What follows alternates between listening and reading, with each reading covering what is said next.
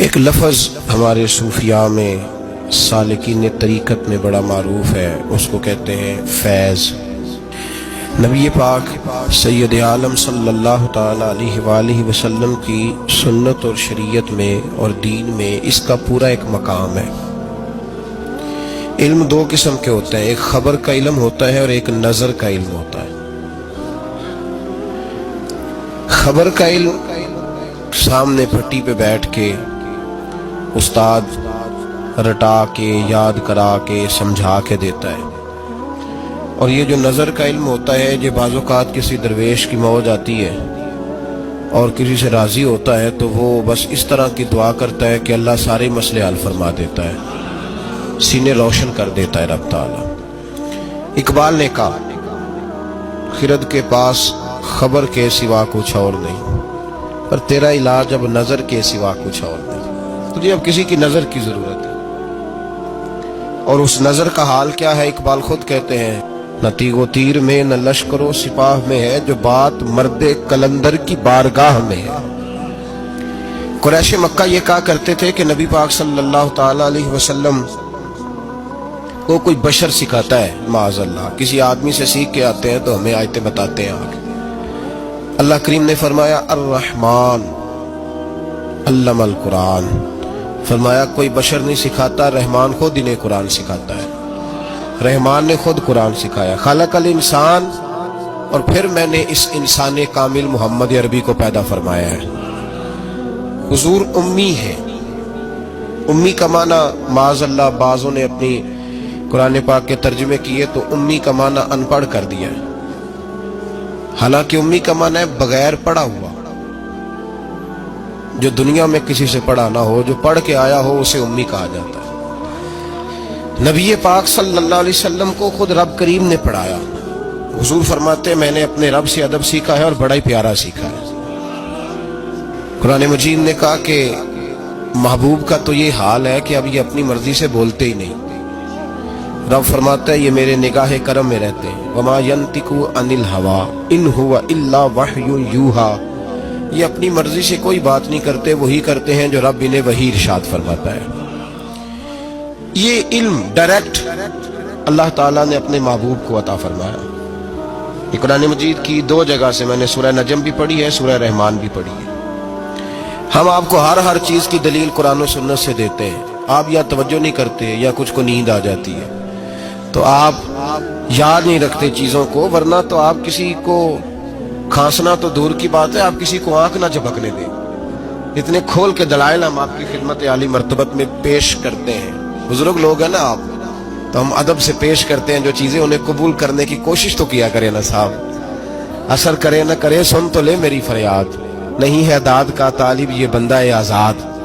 تو فرمایا اللہ کریم نے کہ میرا حبیب اپنی مرضی سے بولتا نہیں، جب میں حکم دیتا ہوں تو۔ اب سنیے ترمذی شریف کی حدیث، نبی پاک علیہ السلام معراج کا واقعہ بیان کرتے ہیں، غور کرنا میری بات پر۔ حضور فرماتے میں نے اپنے رب کا دیدار کیا، اور رب تعالیٰ نے اپنا دست قدرت، اللہ نے اپنا دست قدرت، دست مبارک، حضور فرماتے رب نے، اللہ نے اپنا دست قدرت میری پشت پہ رکھا اور میں نے اس کی ٹھنڈک سینے میں محسوس کی۔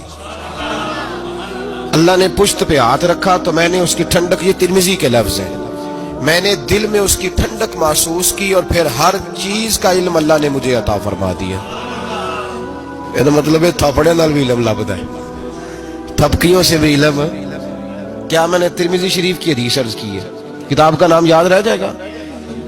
اب یہ وہ خاص فیض ہے، خاص یہ کام معراج کی رات ہوا، خلوت میں، تنہائی میں، اکیلے میں اللہ تعالیٰ نے اپنے حبیب کو خاص علوم عطا فرمائے۔ اب نبی پاک نے یہ علم، یہ اس کو کہتے ہیں سینہ بسینہ علم، یہ منتقل ہوتا ہے، یہ آگے تقسیم ہوتا ہے۔ نبی پاک صلی اللہ علیہ وسلم نے کہیں بھی کنجوسی نہیں فرمائی معاذ اللہ تقسیم کرنے۔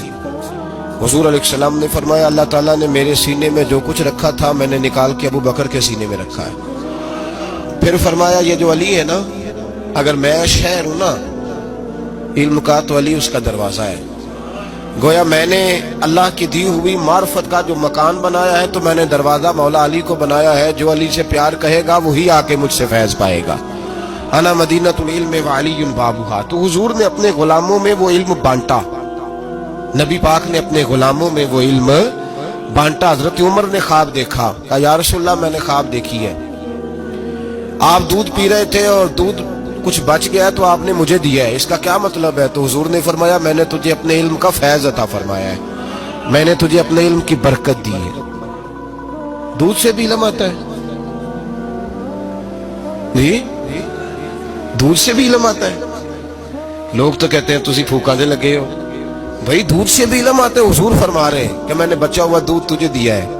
کسی نے حضرت علی سے کہا تھا کہ علی, جناب علی نبی پاک صلی اللہ علیہ وسلم کے وصال کے بعد نا معرفت کھولنے لگے تھے. یوں سمجھ لیں کہ جب تک حضور کا وصال ظاہری نہیں ہوا تھا تو اتنا کھول کے نہیں بولتے تھے. جب وصال ظاہری ہو گیا تو اب جو آدمی بھی کوئی چیز پوچھتا تھا مولا علی شیر خدا کھول کے بتایا کرتے. تو کسی نے کہا علی اب جو انشراح صدر ہم دیکھ رہے ہیں, اب جو سینہ کھلا ہوا دیکھ رہے ہیں, پہلے یہ رنگ نہیں تھا. میں تو کہوں گا ادباً خاموش تھے. بڑوں کی مجلس میں ادباً بھی بہت سارے کام نہیں کیے جاتے, ادباً خاموش تھے. لیکن حضرت علی نے وجہ بتائی. آپ فرمانے لگے جب میں نے نبی پاک کو غسل دیا نا وصال کے بعد, تو محبوب پاک علیہ السلام کے ابرو مبارک پر, پلکوں پر, ابروؤں پر پانی کے تھوڑے تھوڑے قطرے تھے.